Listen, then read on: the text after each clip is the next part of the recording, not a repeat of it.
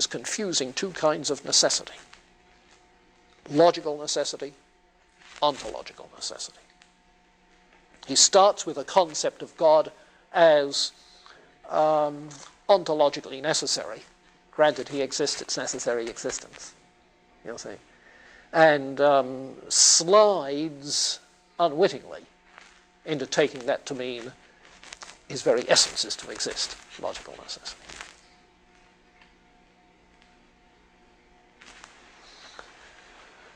Okay, let's move on to chapter 6, meditation 6. How do you feel about theistic arguments that don't work?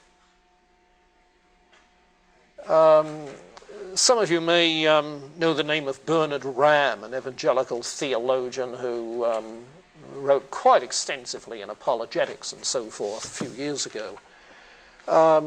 Conversation with him one time, I remember he said, you know, the problem with theistic arguments may not be that there aren't any really good ones. It may be we just haven't thought of them yet.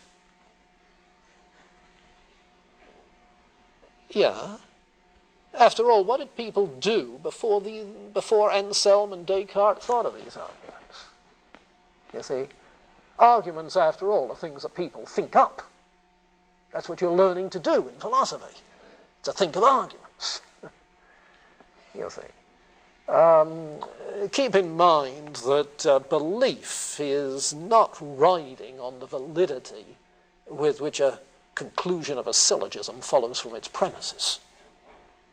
Belief is a much more holistic thing than that, much more rooted in the exigencies of life and thought, than just on one particular argument or a set of two or three arguments. You see. Keep in mind as well that the scripture never implies that you can prove the existence of God or that you need to. It says very simply that the creation bears witness. The heavens declare the glory of God. Nature bears witness. But leaves a great deal hinging on our openness to that witness.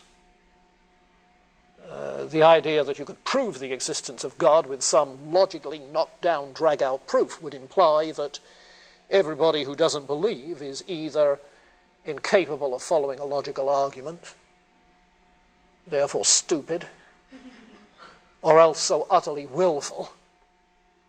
You see, and I don't buy that. I don't think that's the case. I don't think it's that easy.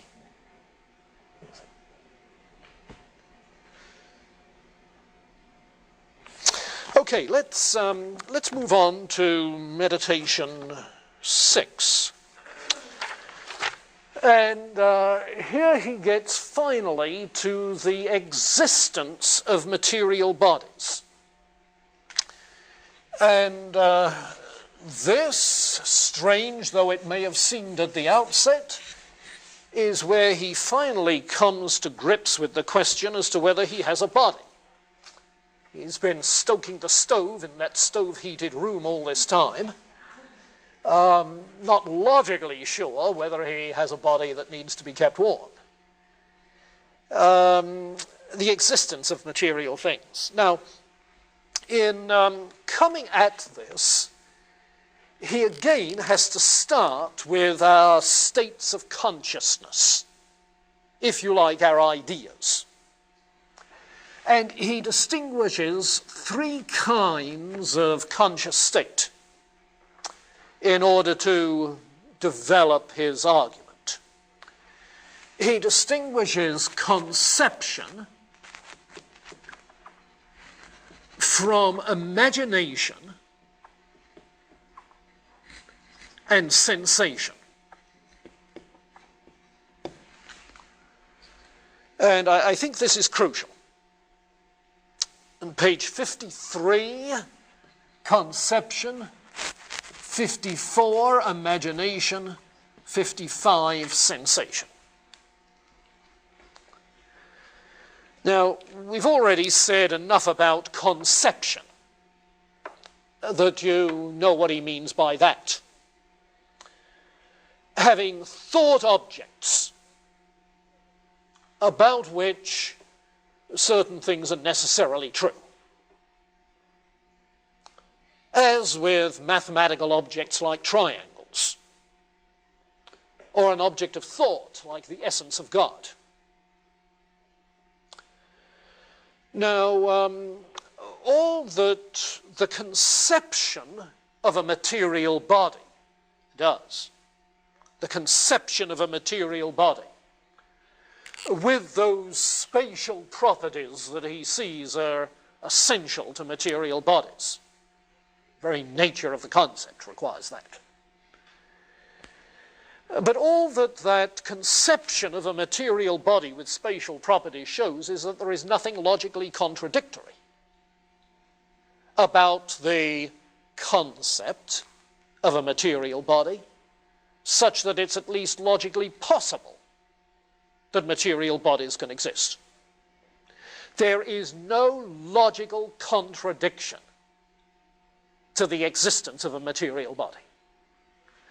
And so if there's no logical objection, then we can say, yes, it's logically possible, but that's all.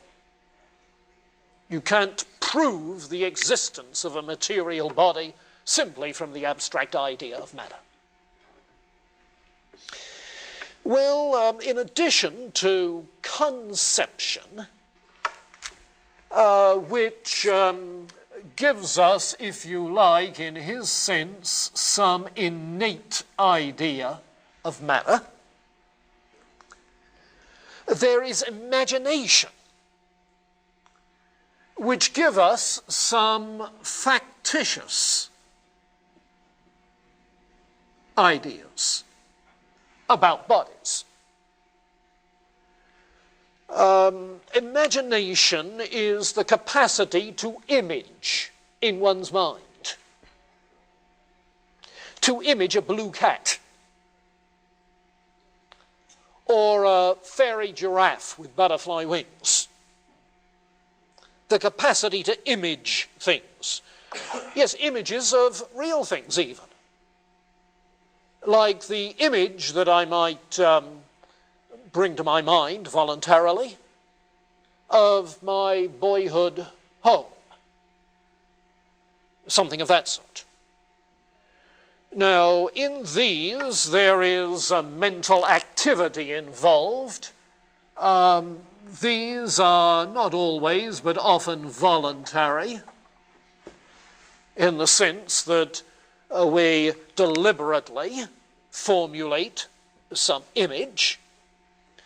And moreover, in imagination, there is something of an external reference involved. Yes, I'm thinking of that house up the hill, so on and so on and so forth. An external reference, a spatial reference. But even so, all that imagination does is to provide some sort of persuasion. The imaginative idea is persuasive. It has some psychological influence. But there is still no proof for the existence of the things that I imagine. But when he turns to sensation, that's a different matter. He's thinking of sensations not simply in the notion of an isolated sense datum of blueness, but more of sensation in the ordinary, common sense use of the term. When somebody literally tickles you and you say, ah, that's quite a sensation. You see, where a physical sensation includes bodily feelings, perhaps pleasure and pain, and certainly a spatial location.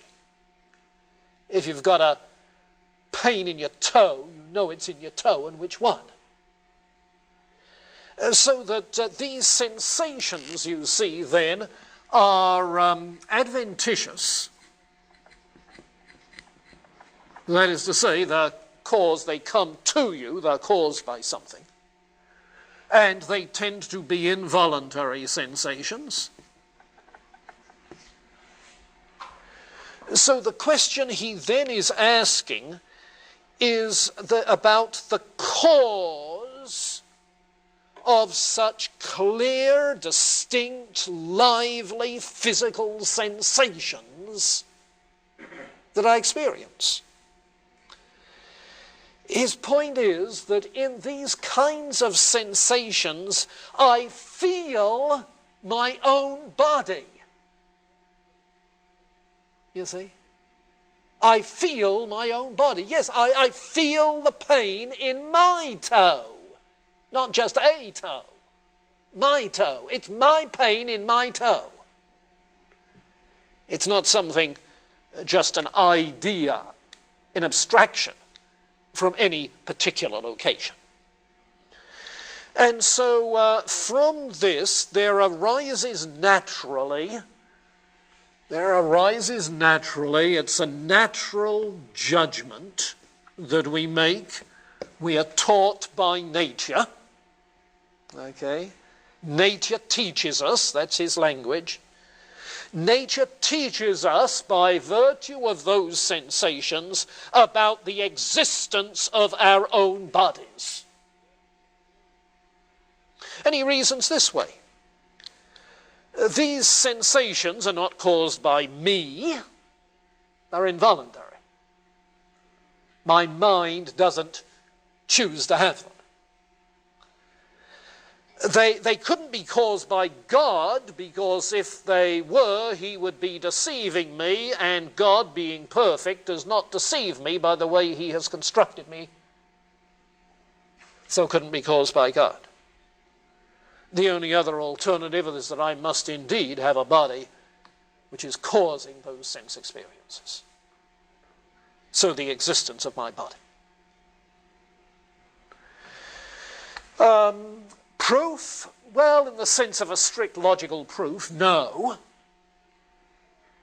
But a justified judgment, yes, granted that God is a perfect being who doesn't give me deceptive senses. Yeah. So the existence of my material body. But then you ask, well, what about the rest of the material world? How about that? And there, of course, it's simply a cause-effect argument. Because if things are happening to my body, such that I experience physical sensations, then there must be something to cause those things to happen to my body, and you get a causal argument. And it is by that means that he proposes how we can argue for the existence not just of other bodies than our own, but of other minds than our own. Because if we find ourselves in this situation, that in my mind I am aware of the correlation of my bodily states to my mental states. Okay? Then, by some sort of analysis,